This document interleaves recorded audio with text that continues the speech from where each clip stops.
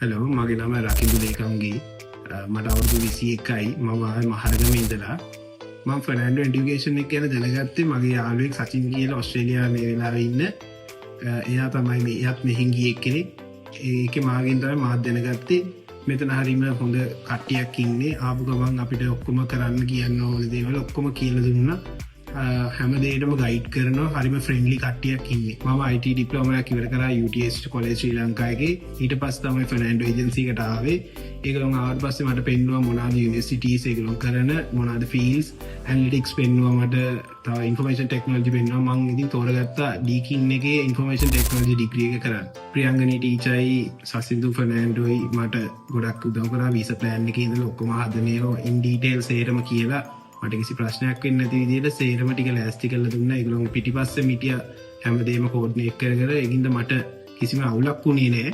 සේරම හොඳින් වුණා. මගේ ෆයිල් එක හැන්ඩල් කරේ තර්ෂයක් ආ රෙජිස්ට්‍රේෂන් එකෙන් පස්සේ ඔක්කොම එයා තමයි මගේ බැලුවේ. ඩොකියුමන්ට් සේරම හදාගන්න මට මාර විදිහට උදව් කරා.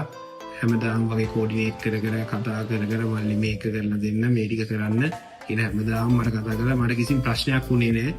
හරිම ලේසි ස්මූත්ලි ඔක්කොම ටික වුණා.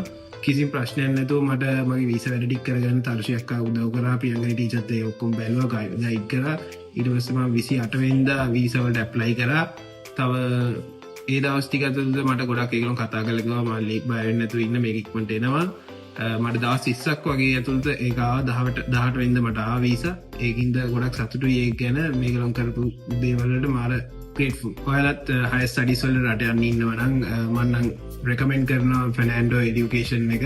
ඒගොල්ලෝ ගොඩක් friendly. ඒගොල්ලෝ හැමදේම අපිට guide කරලා හැමදේම ඉක්මනින් කරලා දෙන්න අපිට හොඳ වාතාවරණයක් හදලා තියෙනවා. Thank you.